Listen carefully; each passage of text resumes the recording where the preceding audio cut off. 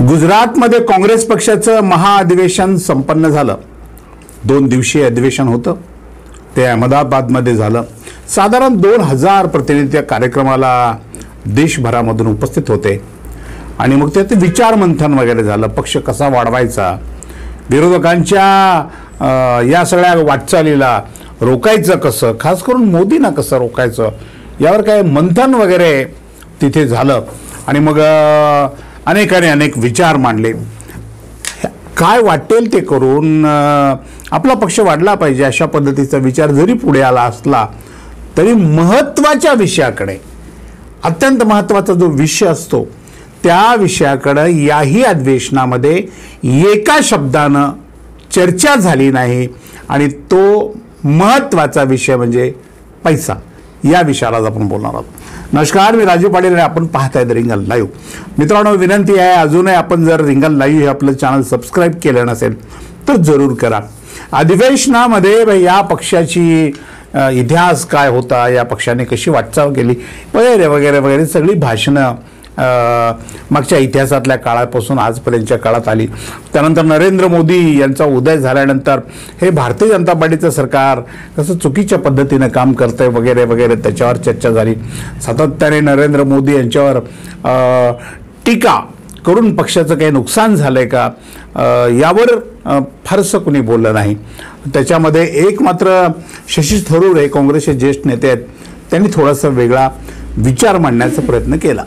हे अधिवेशन संपल्यानंतर अत्यंत महत्त्वाच्या अशा धपाच काँग्रेसच्या नेत्यांना किंवा प्रतिनिधींना आम्ही बोललो की आपण अहमदाबादमधून काय घेऊन आलात, काय विचार नेमका घेऊन आलात, किंवा कशा पद्धतीनं पक्षाची आता बांधणी वगैरे होणार आहे, किंवा आता जिल्हाध्यक्षांना महत्त्व देण्याचा निर्णय झाला म्हणजे नेमकं काय झालं आहे। आता जिल्हा अध्यक्षांना तिकीट वाटपाच्या प्रक्रियेमध्ये सहभाग वगैरे वगैरे निर्णय झालेला आहे।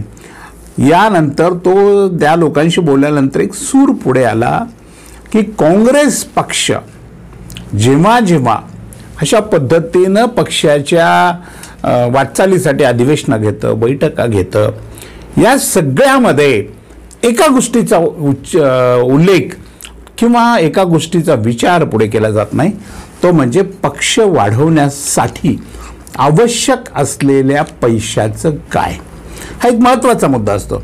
आणि मग जे जिल्हाध्यक्ष वगैरे असतात किंवा पदाधिकारी असतात, प्रदेश पातळीवरचे जे पदाधिकारी असतात, प्रदेशाध्यक्षांच्या खालची जेवढी टीम आहे तेवढे हे सगळेच पक्ष आता वाढवायचा आहे, पक्ष वाढवायचा आहे, आदेश येतात, कार्यक्रम येतात, परंतु पैशाचं काय असा प्रश्न, सर्वात महत्त्वाचा प्रश्न पदाधिकाऱ्यांच्या समोर सुद्धा उपस्थित होतोय। लोकाला आपण काय कसल्या पद्धतीनं लोकांना आता पक्षाबरोबर जोडायचं आहे याचा विचार ते कार्यकर्ते जरूर करतील, परंतु त्या नेत्यांना लोकांपर्यंत पोहोचण्यासाठी, त्यांची सगळी यंत्रणा लावण्यासाठी, कार्यक्रम घेण्यासाठी, मेळावे घेण्यासाठी पैशाची नितांत आवश्यकता आहे। आणि काँग्रेस पक्ष जो पक्ष गेली असंख्य वर्ष सत्तेवर राहिला त्या पक्षाकडे पक्षाच्या खात्यावर पक्षाचे म्हणून काही पैसे असायला पाहिजे मध्ये, म्हणजे 10-20 कोटी तर रुपये अधिकृतपणे काँग्रेस पक्षाच्या खात्यावर असायला पाहिजे, परंतु सांगितलं असं जातं की काँग्रेस पक्षाच्या खात्यावर पैसे नाहीत आणि त्यामुळे ज्या पद्धतीने यंत्रणा संपूर्ण देशात लावायची आहे ती यंत्रणा फक्त भाषणाची लागते, प्रत्यक्षात कृतीची लागत नाही। आणि म्हणून पक्षाला जेव्हा मोठा विचार महाराष्ट्रामध्ये निर्माण करायचा असेल तेव्हा प्रत्येक जिल्ह्यासाठी किमान 5 कोटी रुपयाची तरतूद काँग्रेस पक्षाने करायला हवी। असे 800 जिल्हे आहेत देशभरामध्ये, तर या सगळ्या जिल्ह्यांसाठी जो काही निधी 3-4 हजार कोटी रुपये जे काही लागतील ते काँग्रेस पक्षाने पहिल्यांदा निर्माण करण्याची आवश्यकता आहे।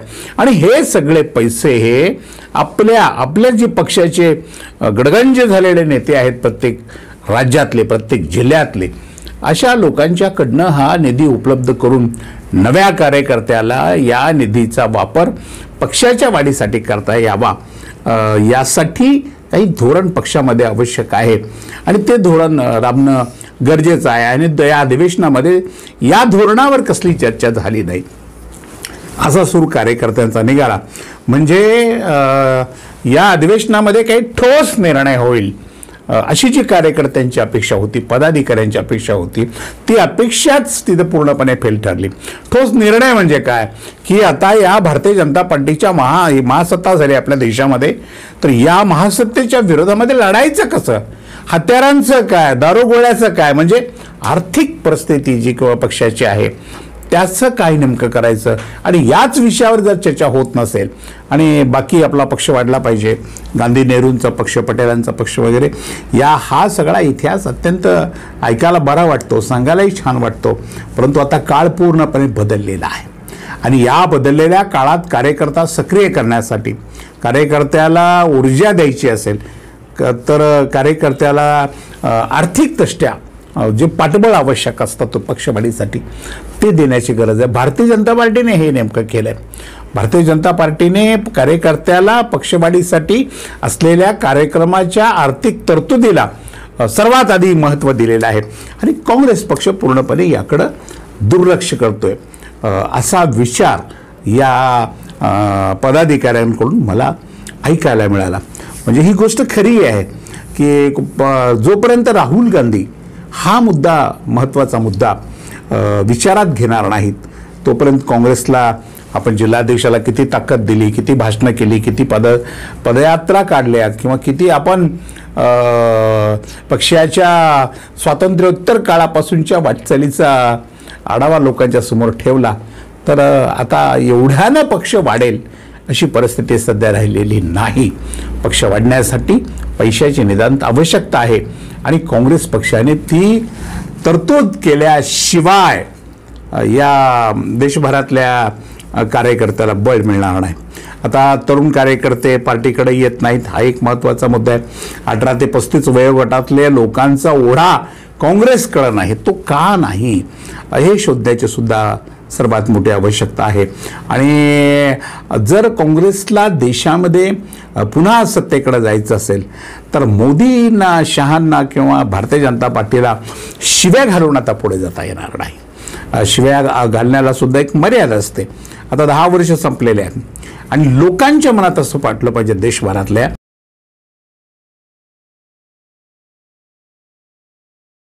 की भारतीय जनता पार्टीच्या सरकारला बाजूला ठेवून आता काँग्रेसला सरकार चालवण्याची संधी दिली पाहिजे अशी भावना लोकांच्या मध्ये निर्माण झाली पाहिजे.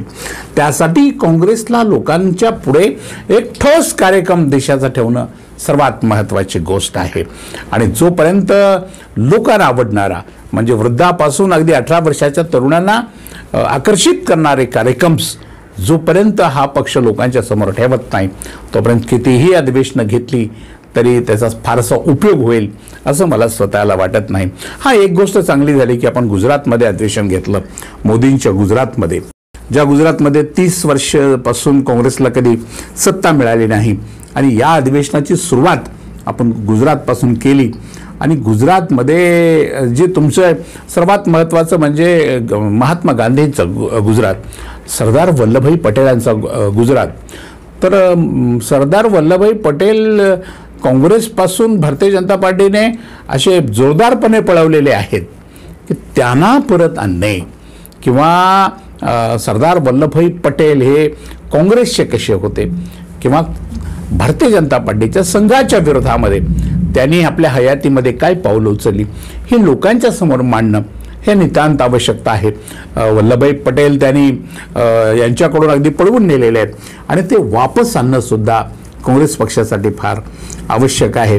विचाराची बांधणी करत असताना काँग्रेस पक्षाचे देशभरातले जे गडगंच झालेले सत्ताधीश आहेत ना यांना कुठंतरी कामाला लावण्याची आवश्यकता आहे. आणि यांना फक्त आता त्यांच्याकडे जे पैसा आहे नाही प्रचंड पैसे जमवलेले आहेत, जे 30-40 वर्ष मंत्री राहिले, 10 वर्ष मंत्री राहिले, आमदार राहिले, खासदार राहिले, या लोकांच्याकडं पक्षासाठी आर्थिक मदत उभी करण्याची सगळ्यात मोठी जबाबदारी राहुल गांधींनी दिली पाहिजे. याकडे राहुल गांधींनी लक्ष दिलं पाहिजे. अगदी 200-300 कोटी रुपये खात्यावर ठेवून काही देशामध्ये आता क्रांती होणार नाही त्यासाठी राहुल गांधींनी या गोष्टीचा सुद्धा विचार करण्याची आवश्यकता आहे. अनेक मित्र काँग्रेस पक्षाचे जुळे महाराष्ट्राच्या कानाकोपऱ्यामध्ये जेव्हा या विषयावर माझ्याशी बोलत होते तेव्हा हाच मुद्दा प्रामुख्याने अनेकांच्या तोंडातून पुढे आला की हे सगळं गोष्टी ठीक आहे या सगळ्या, परंतु आर्थिक तरतूद काय करणार आहे. नव्या कार्यकर्त्यांच्या खांद्यावर जर आपण एकदा जुन्या कार्यकर्त्याच्या खांद्यावर जर पक्षाची धुरा दिली तर ते 1 इंच बी पक्षाला आता पुढे घेऊन जाऊ शकत नाहीत, कारण 1 इंच पुढे पाऊल टाकण्याची त्यांच्यामध्ये क्षमता नाही. त्याचं कारण ते ईडी CBIला भिवून हे सगळे अगदी कातडी बचाव धोरण घेऊन राबणारी मंडळी. आणि नव्या कार्यकर्त्यांना आपण जेव्हा संधी देतो तेव्हा त्या कार्यकर्त्याकडं पक्षाच्या उभारणीसाठी आवश्यक असलेलं आर्थिक पाठबळ नसतं. आणि मग आर्थिक पाठबळ नसल्यामुळे अशा कार्यकर्त्याला मग कुठल्या तरी स्थानिक नेत्याचा आधार घ्यावा लागतो आणि कुठल्याही स्थानिक नेत्याच्या दरबारामध्ये अगदी सतत रामराम करत उभा राहावं लागतं आणि मग तो सांगेल त्या पद्धतीनं मग पक्षाचे काम पुढे करावं लागतं.